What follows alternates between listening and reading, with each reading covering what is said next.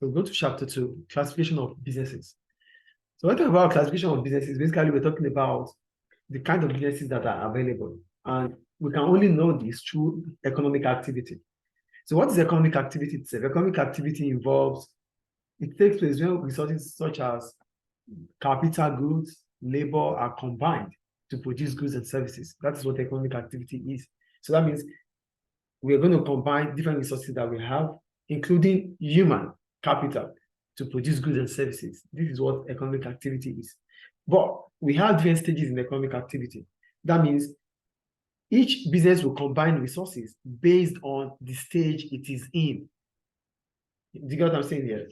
We're going to have different stages we're going to have different stages of economic activity. So that means each stage would have its own way of using its own resources. So what are the stages we have? We have the primary stage, which is the same as the primary sector. We have the secondary stage, which is the same as the secondary sector, and the tertiary stage, which is the same as the tertiary sector. So what is the primary stage about? The primary stage is about combination of resources, or extraction of raw materials. So that's the primary stage. It's about extraction of raw materials from earth. So these raw materials are extracted. When raw materials are extracted, businesses that take care of such situation or such resources are considered as those businesses in the primary sector.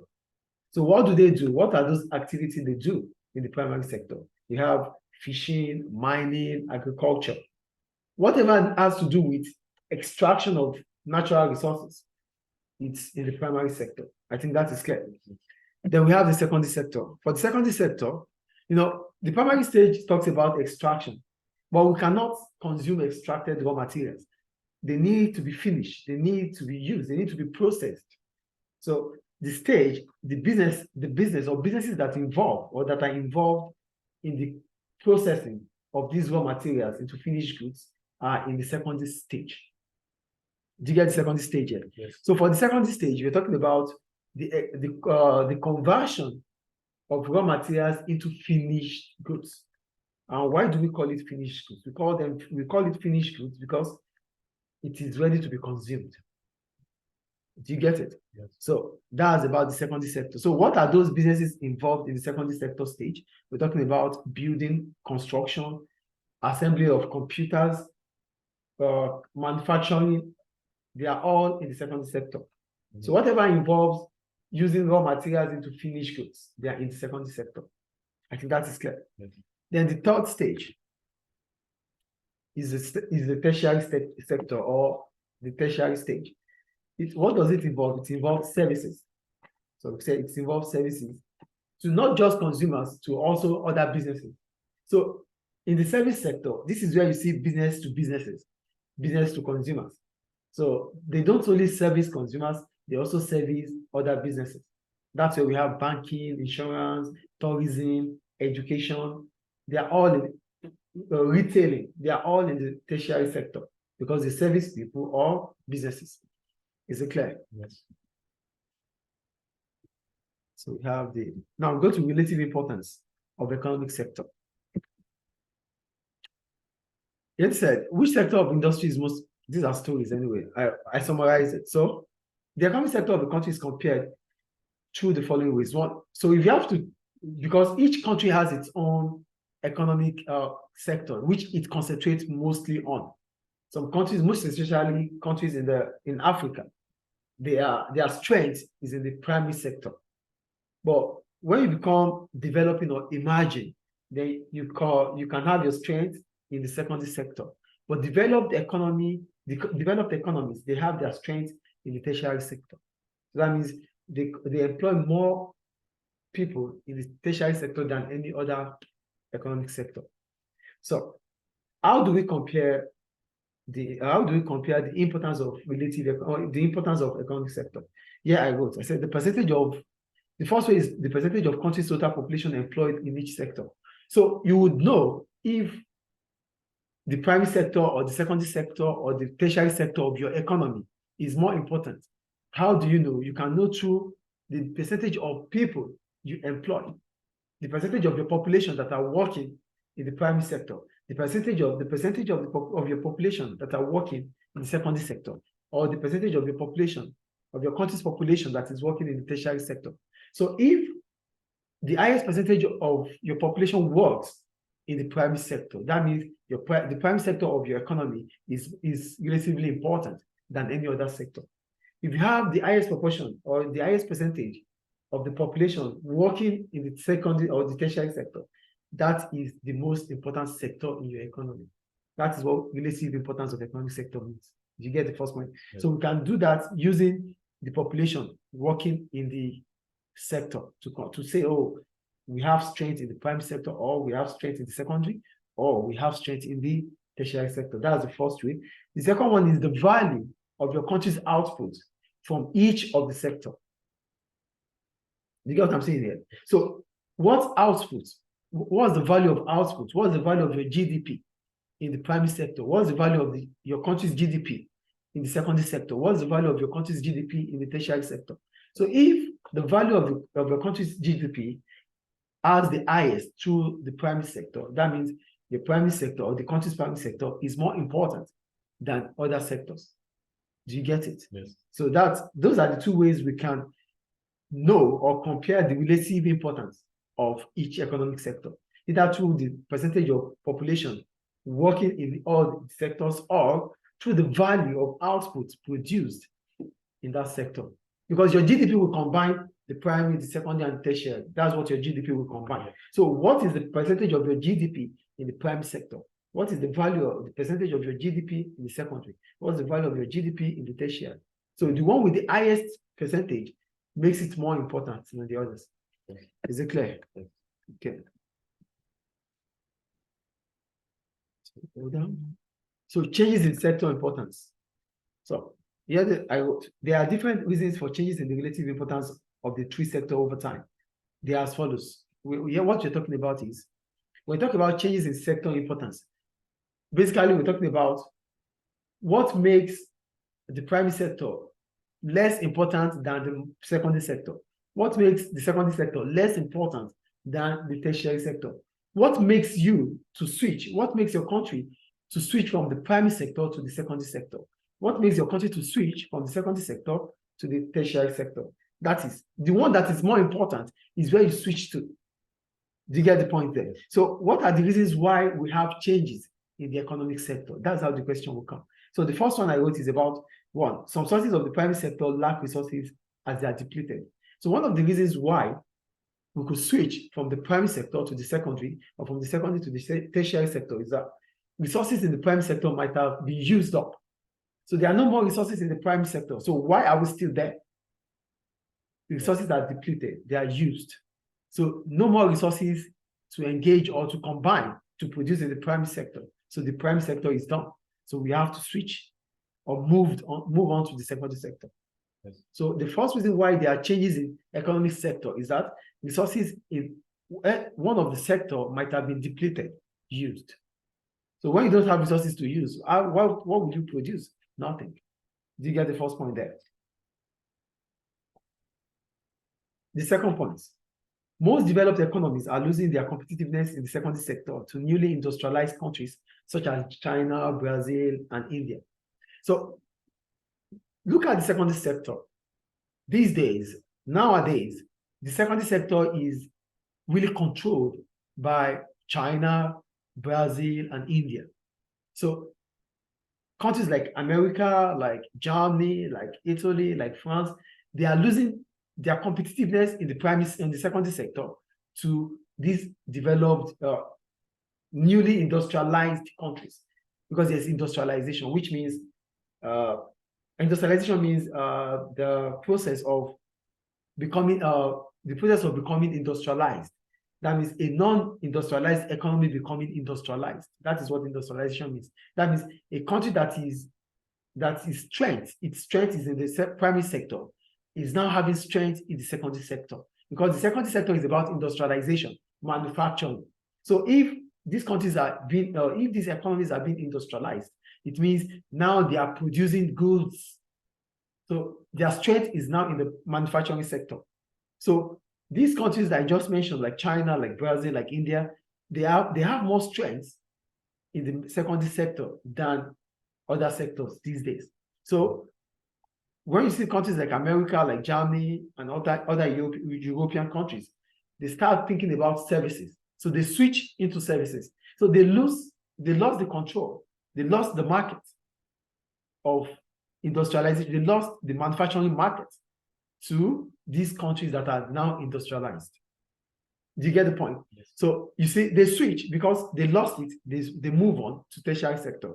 And because countries like China, Brazil, and India, they won the battle, they stay in the secondary sector. Mm-hmm. So these are, you get the point here? Yes. So reason for moving from one sector to another is, this is the second reason. You lose your competitiveness in one sector, then you have to move to other, to find your strength in other sector. Do you get the second point there? Yes. The third point, wealth seems to be increasing as a result. People spend more on the services which increase the production scale of service sector than primary and secondary sector. These days, income is increasing. Wealth is increasing, no matter how you look at it.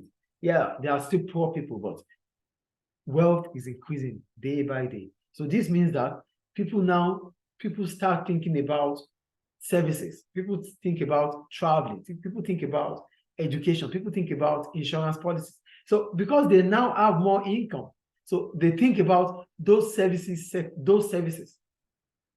You understand? And because of that reason, that mindset, their thinking start changing from being involved, consuming the primary and secondary sector to the service sector. So people spend now more on the service sector than the primary and secondary sector. As a result of that, businesses start switching to becoming service sector. Mm-hmm. Do you get the point here? Yes. So that's the point about that. So the reasons why there are changes in the sectors are one. Okay. Reasons why there are changes in the economic sector are one, resources might be depleted. Mm-hmm. Two, wealth is increasing. And three, we talked about most developed economies, they might have lost their competitiveness to newly industrialized countries. So these are the reasons why there are changes in the economic activity. I think it's clear. Then we'll go to mixed economy.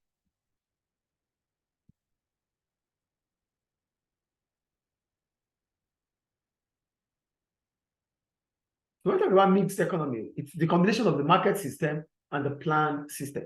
So when we talk about the market system, we're talking about the private sector.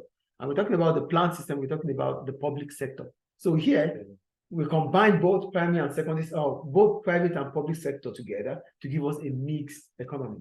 Why do we have to talk about mixed economy? We have to talk about mixed economy because either ways, resources cannot fully be utilized. The private sector cannot give us all what we want. The public sector cannot give us all what we want. The private sector would not produce public goods. The public sector will only produce goods that they feel it's important for the welfare. So we won't be able to get luxury from the public sector. And we won't be able to get public goods from the private sector. So that means if we want both goods, we need to combine both sectors. So that's why most of the countries are in the mixed economy. Do you get the point here? Yes. So what's the private sector? The private sector is a business that are involved in individual businesses, firms that are in charge. They take charge. They control it. So decisions making, resources allocation, price giving are through individuals and private firms. That is why we call them the private sector. And for the public sector, this involves businesses that are owned and controlled by the government or the state. That is the secondary sector. I think it's clear. Yes. So, mixed economy and recent changes. Why do we have recent changes in the mixed economy? Governments have started changing. Government of each country start changing from being a planned economy to mixed economy. Why? Number one, private sectors are expected to be more efficient than public sector. So there's privatization these days. Why are government parastatals being given out to private individuals or private firms? Because private firms are more efficient, are expected to be more efficient than the public sector. So the first reason why there are changes in the public sector to the private sector is that they lack efficiency in the public sector. And in the private sector, you can see in the private sector, there's efficiency. Why is there efficiency in the private sector? Because there's motivation to make profits. Unlike the public sector, they don't want to make profit. They just want to service the people. Employment will increase. That's one aim for the government. So Yeah, government would increase employment, irrespective of whatever the cost might be. But the private sector would not. They only employ workers based on what they can offer. Do you get it? So the first point is that efficiency comes through the private sector. The second one I wrote, private sector owners have the ability to invest more capital than government, which means source of revenue is taxation. So the public sector, the private sector, because they are profit oriented, they are entrepreneurs, they want to make more profit. So they can take the risk of injecting more cash, more capital into the business.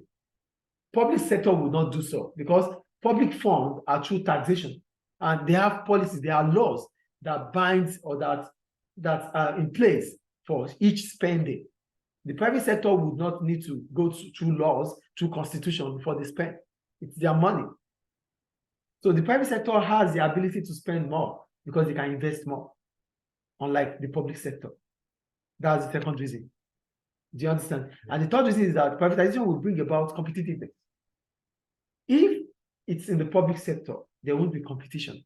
But for the fact that the public sector, which has a monopoly, has privatized, it means new businesses can come into that industry. For example, we're talking about the General Electric Company of Libya, GECO. It's controlled by the Libyan government. If it is being privatized, if it's being sold to private individuals, what does that mean? It means that other companies that wants to come into that industry will be able to come into the industry. But they can't now because it is controlled by the government. So it is monopolized. So that's why we won't see the private sector in electricity. You won't see the private sector in power, that we call it power. They won't be in power sector because the power sector is monopolized, it's controlled by the Libyan government. But as soon as the Libyan government privatized General Electric Company of Libya, then more electrical companies would come into the power industry. Do you get it? As a result of that, there will be competitiveness. So privatization brings about what? Competitiveness. So these are the reasons why government would want to encourage privatization. Because as soon as privatization is encouraged, output of that country would increase. Efficiency in that country will increase. But the problem about privatization is that they employ less people. Unlike the public sector. The public sector will employ. That's why when you check the Libyan population or the working population in Libya, or you check the public sector in Libya, they have highest proportion of the percent or highest population in the public sector working than in the private sector. Yes. Government of the country would employ more workers because it is one of the macroeconomic objectives to reduce unemployment. Do you understand?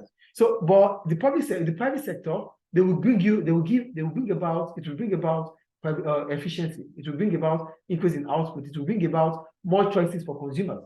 But the problem is that they employ less workers. So there's possibility we see, or we find out that with privatization, we have increase in unemployment rates. Is it clear? Yes. So that's all about chapter 2.